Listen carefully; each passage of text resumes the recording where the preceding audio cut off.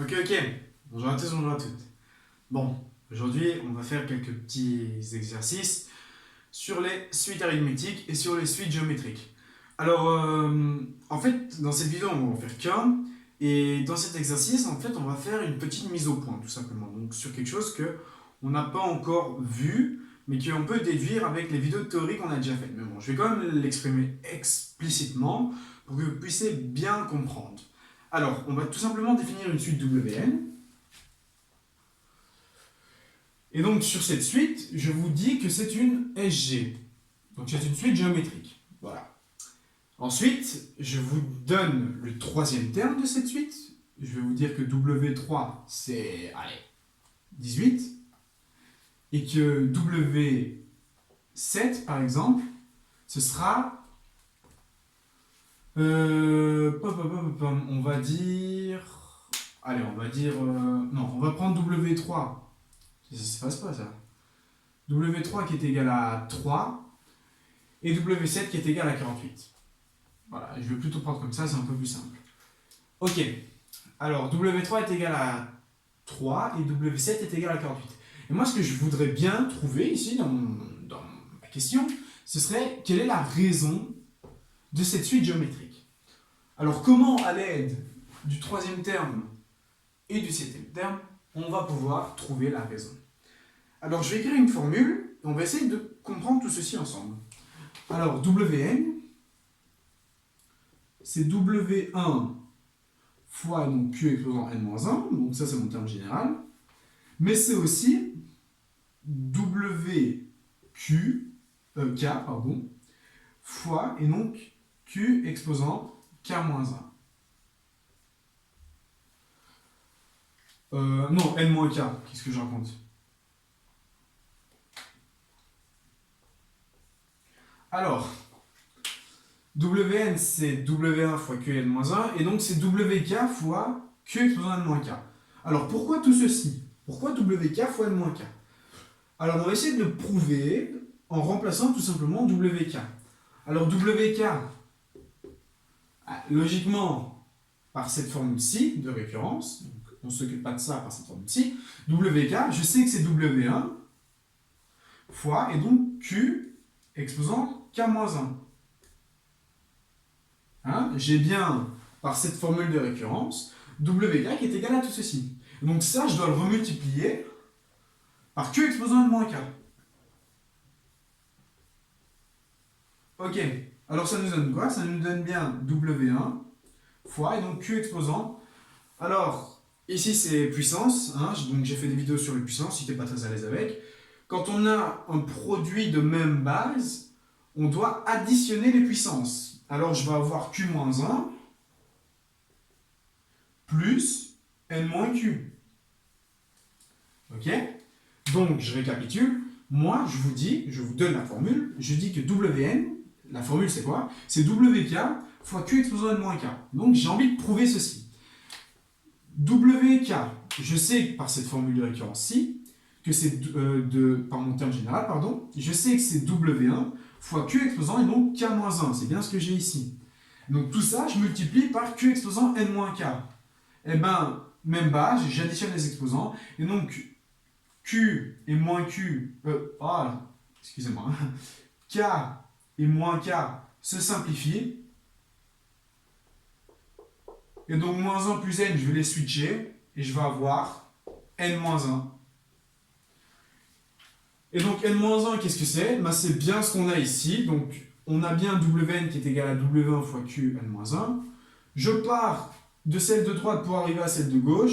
J'exprime Wk en fonction de cette formule-ci, ben, je sais que ça va me donner ça.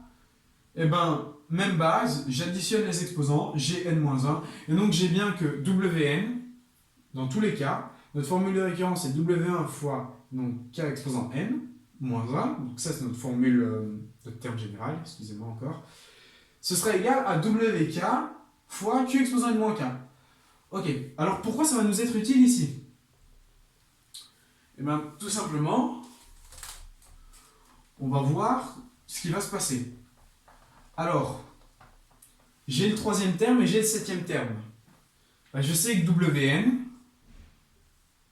ben, ça va être W3 fois, et donc Q exposant N-3. C'est bien ce qu'on a. On a bien cette formule qui est traduite ici.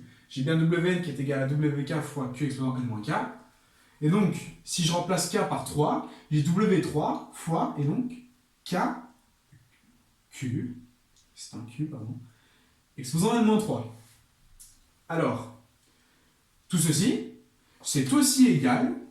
Donc maintenant, j'ai pas envie d'avoir donc K qui est égal à 3, mais K qui est égal à 7. Je vais avoir que c'est tout simplement égal à W7 multiplié par donc Q exposant N-7. Voilà. Et donc, avec ça, j'ai bien que Wn, c'est W3 fois Qn-3, qui est égal à W7 fois Qn-7. Alors, ben, ceci, je ne vais plus en avoir besoin. Pourquoi? Parce que moi, j'ai le troisième terme et le septième terme. Et ce que je veux, moi, c'est Q. Ben, ceci, j'en ai plus besoin. Pourquoi? W3, c'est 3.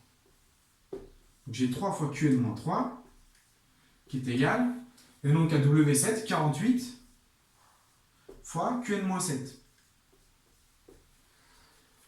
Ok. Eh ben, je vais passer mon 3 là-bas. Il va devenir divisé. Ouais, D'abord, je passe mon Qn-7. Il devient divisé. Du coup, ici, j'ai Qn-3 divisé par Qn-7. Et mon x3, il passe de l'autre côté et il devient divisé. Alors, Qn-3 divisé par Qn-7. Quand on a une même base et qu'on divise les exposants, je dois tout simplement soustraire les exposants. Alors tout ceci, donc Q exposant N-3 sur Q exposant N-7, c'est Q exposant, et ben donc N-3 moins, ouvrez la parenthèse, N-7. Alors moins N, il devient moins, et moins 7, il devient plus. Et donc tout ceci, ben, nos N se simplifient. J'ai moins 3 plus 7, et moins 3 plus 7, c'est 4. Donc tout ceci, c'est égal à Q exposant 4. Alors, bah, ici, je sais que c'est Q exposant 4, donc je vais le réécrire. 48 divisé par 3, c'est 16. Donc, j'ai que Q exposant 4 est égal à 16. Donc, Q, c'est soit égal à moins 2, ou Q est égal à 2. Car je rappelle que quand on a une puissance paire, on peut aussi avoir le négatif. D'accord? Donc, à l'aide de tout ceci, donc rien qu'avec cette formule, et donc que j'ai retraduite ici, hein, c'est ce que j'ai fait en fait. Hein, j'ai remplacé mon K par le 3, parce que moi j'ai le 3, et j'ai remplacé mon K par le 7, parce que j'ai 7. J'ai cette égalité, j'isole mes W, que je vais passer à droite, et mes Q à gauche. Alors ici, bah, on a vu après simplification que vu que c'est la même base, on n'a qu'à soustraire les exposants, et donc j'ai Q exposant 4. Q exposant 4, c'est donc W7 sur W3, donc 48 sur 3, ce qui nous fait 16. Et donc si Q exposant 4 c'est 16, on a donc Q qui est égal à soit moins 2, ou Q qui est égal à 2. Voilà, voilà. Et donc c'est déjà fini pour cette résolution d'exercice. Alors j'espère que vous avez compris pourquoi je passe par cette formule. Alors cette formule, il faut quand même la connaître parce que c'est assez sympa en fait, car quand on a des exercices, parfois les profs ils aiment bien nous faire chier, en guillemets, et nous mettre un peu des exercices qui vont nous faire réfléchir. Et souvent dans les suites, ils nous font passer par ceci. D'accord? Ok. J'espère que vous avez compris la vidéo, encore une fois. Et je vous dis à bientôt pour une prochaine vidéo. Au revoir.